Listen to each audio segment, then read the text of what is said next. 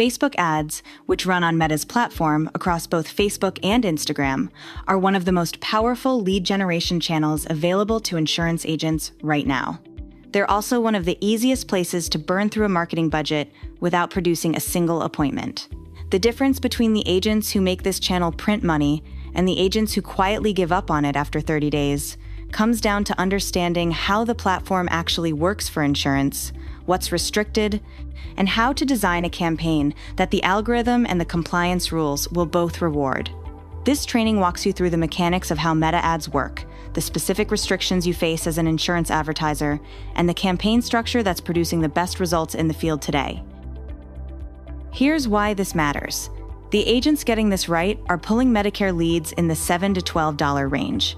The agents getting it wrong are paying $25 to $50 per lead for prospects who never answer the phone. Same platform, same budget. Completely different outcome. The variable is not luck, it's understanding the system. There's also a structural shift happening that you need to know about. Meta has classified insurance ads under what they call the special ad category, which strips away most of the granular targeting tools other industries get to use. You cannot target by age. You cannot target by interest. Your geographic radius has a minimum size.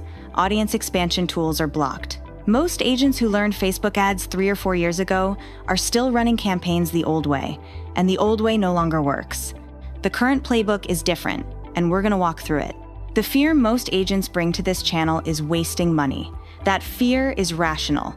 The good news is that the rules of the game are publicly documented, and the moves that win are repeatable.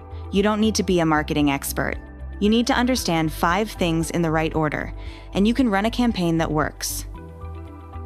Let's start with how Meta ads actually function for insurance. When you build a campaign, you're choosing 3 things: the objective, the audience, and the creative. The objective is what you're asking Meta to optimize for.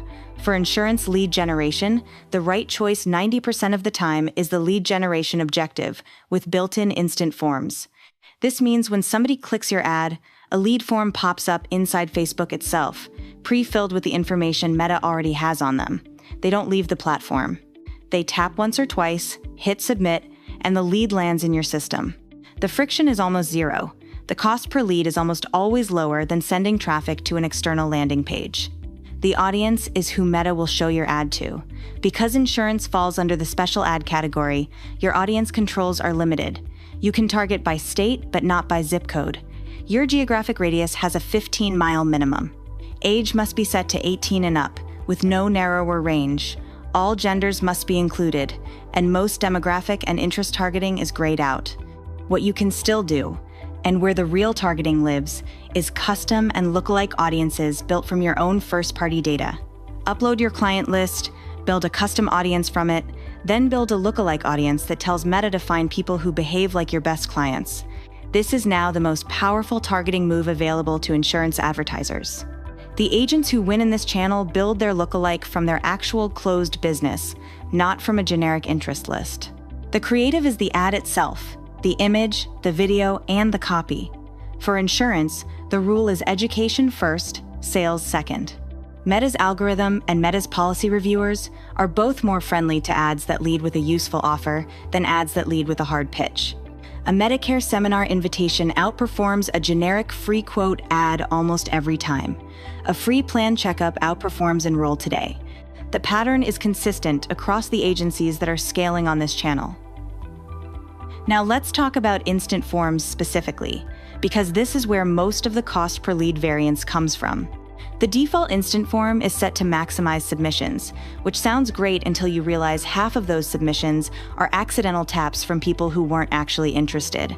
The first move every insurance advertiser should make is switching the form to higher intent mode, which adds a review step before submission. You'll see fewer leads, but the leads you get will answer the phone at a much higher rate. Add 2 or 3 qualifying questions to the form, not 5, 2 or 3. Common ones for Medicare are zip code, current plan type, and a yes or no on whether they're open to a phone call this week. The qualifying questions do double duty. They lift the answer rate when you call, and they give Meta's algorithm cleaner signal about who's actually a good lead, which over time lowers your cost per acquisition. Test what Meta calls conversion leads optimization once you have enough data flowing back into the system. This setting tells Meta to stop optimizing for raw form submissions and start optimizing for the leads that turn into real business. The catch is you have to feed the conversion data back to Meta through a CRM integration or the Conversions API, so the algorithm knows which leads closed. Once the loop is closed, your cost per qualified lead drops over a few weeks as the algorithm learns who your real buyers look like. Now, retargeting, which is the move most insurance agents skip and which often quietly produces the cheapest, highest quality leads in the entire account. Set up 3 retargeting audiences and run a small budget against each one. Form openers who didn't submit, website visitors who looked at a plan page or an appointment page but didn't book, and past leads who didn't enroll, especially as you approach annual enrollment period or a known special enrollment window. These audiences are warm. They've already shown interest. The cost to convert them is a fraction of cold prospecting, and the conversion rate is higher because they already know who you are. Most agencies skip this layer because they think they need a huge audience to retarget. You don't. Even a small first-party audience can produce real volume when you keep the cadence right. Let me walk you through what a clean campaign looks like in practice. You're an agent, serving a state during open enrollment. You set up 3 campaigns inside Ads Manager.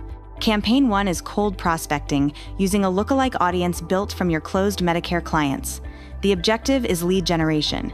The creative offers a free plan, checkup, or a Medicare seminar invitation. The instant form is set to higher intent with 3 qualifying questions. Daily budget around $50 to $100 while the algorithm learns. After the first 2 weeks, the cost per lead settles into a stable range and you start scaling the winners. Campaign 2 is retargeting. 3 small ad sets. Form openers who didn't submit get a softer follow-up creative. Website visitors get a different angle on the same offer. Past unconverted leads get a relevant seasonal nudge. Daily budget across all 3 is small. The cost per lead here is often half or less of cold prospecting. Campaign 3 is referral and engagement audiences. People who watched at least 50% of one of your educational videos. People who engaged with one of your Facebook posts. These are tiny audiences, but they convert at a high rate when you have the volume. Daily budget is small. The instant the lead lands in your system, it goes into your speed to lead automation. Text within 5 minutes. Producer call within the hour. Drip sequence behind both.